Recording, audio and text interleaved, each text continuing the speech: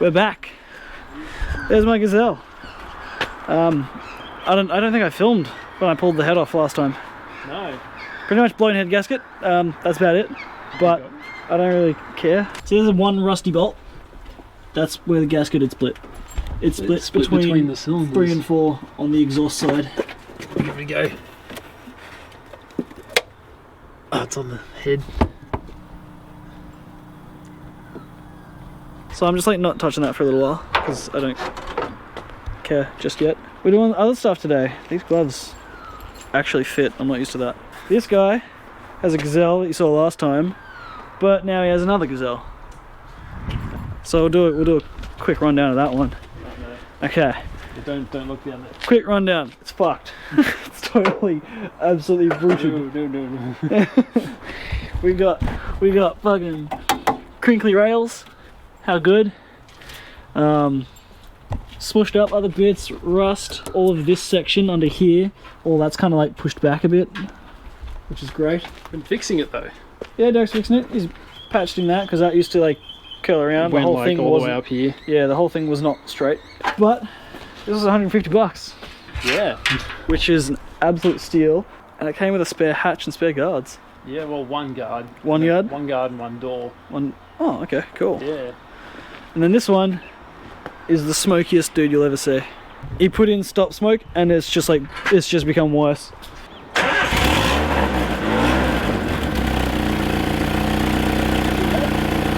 Nothing came out. Alright, there it is.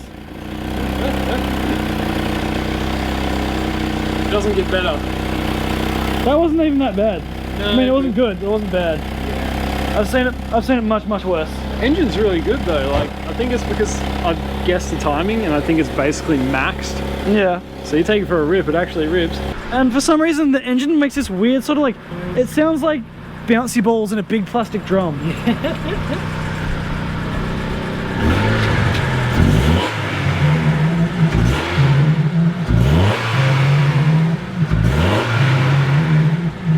This is Randy, this is Derek's brother.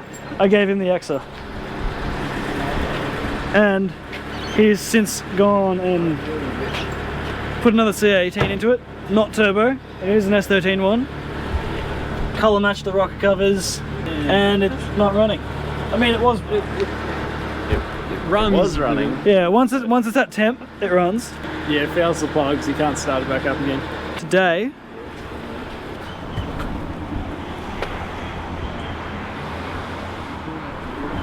we're gonna work on that. So right now, in the S13 is an R180 Cusco 1.5 way. It's a 4.08, just standard. Standard SR. And then this is a Cusco 1.5 way as well. Same diff, just for the R200. This is a 4.9. So that's like almost 20% increase. Yes. See how that goes. Right now in fifth, I do like 2.7 at 100 k's an hour. Yeah. And apparently this is going to be like 3.7. I feel like this will be around 4. Hopefully nothing goes wrong. Touch wood, touch wood. We got a couple of mates coming around with a Broken Supra. with a Mark III broken Supra. So we're gonna jump onto the S13 and get started. Derek wanted to point out another thing about the Gazelles. Oh yeah, the grey one was sitting for about 10 years. Sitting for 10 years. Yeah, so I had to do the clean tank, new pump, all that sort of stuff. And the $150 one was sitting in a field for 8 years. The one that went over a pole or something. Yeah, so that needed the same treatment, but also injectors. Both of them run shit. Yeah. Well, the white one just seems to smoke less. Yeah. Unfortunately, I put all the money in freshening up this engine, and now it smokes. It's getting there. Taking out these dudes. I've loosened the prop shaft ones. Phil's here now with his Supra.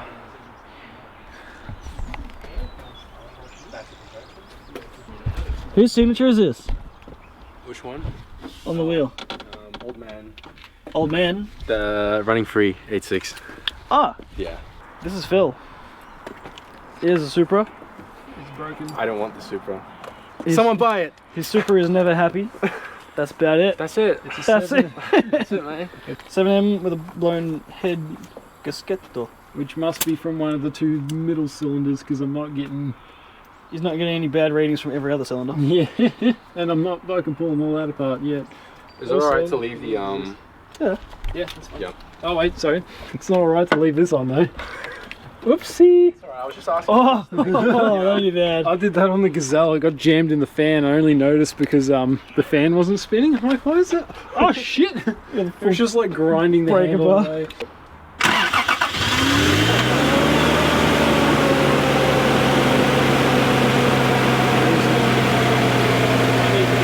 Oh no, it's pretty cool down the bit tonight.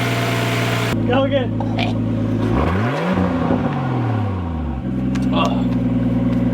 These are the two diffs. It's a wrap. Fuck, I'm hungry. They're a bit different in size. It's exactly what matters. That's like the biggest diff you can get in a Subaru.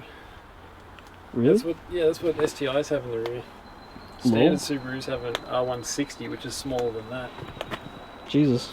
Chuck it in, boy! Dude. Fantastic. Let me stand. This is a fucking heavy one. Yeah, sick. Oops. One sec. Alright, we're doing it.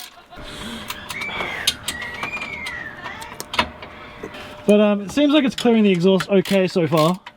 Alrighty, I am nipping up the last bolts for the 4.9. I'm just doing the axles. So it's going to be really stuttery at first because it's a brand new diff center. And the clutch plates won't have been worn in. And I'm going to have to get used to all the new gears. Seems like it's all in. Holy shit. I can't believe this is happening. Ah, wait. I'm not done.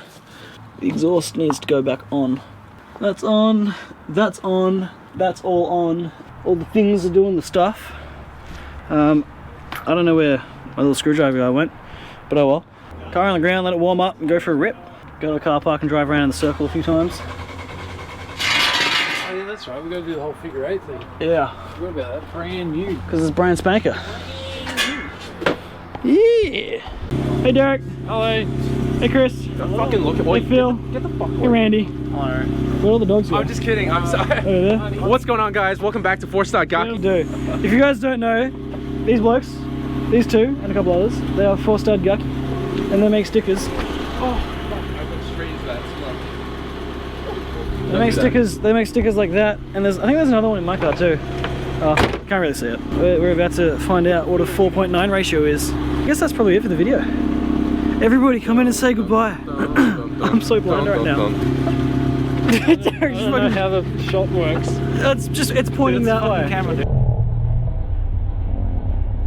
Alright. Dogs are leaving. The dogs are leaving already. That's that. We'll see you guys again another time. I will link 4-Star Gucky in the description, so if you want to check out some of their stickers, go ahead. It is the next day since putting in the 4.9, and the R180 is back in. There's a good reason for this, because we opened up, there was like a knocking noise that kept happening off throttle when we were driving with the 4.9, and I was not convinced. I was like, no, this isn't right, it's not safe.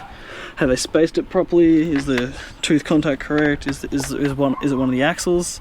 There's only so much you can bugger up swapping a diff. It's like, what, 12 axle bolts, 2 bolts for the diff mount, 4 for the back casing. So we checked them, none of them were wrong. Yesterday was a fucking shitstorm. I wanted to get this stuff done early in the morning. Didn't get in until dark. Got it in. Making horrible knocking noises. Went for a drive. One of the other blokes, we were parked sideways on a hill, and his misso opened the door but just like let go of it, and it full pelt swung to the side of my S13, so that was not fun. I mean, accidents happen, but oof. Oh, the stress was building up yesterday.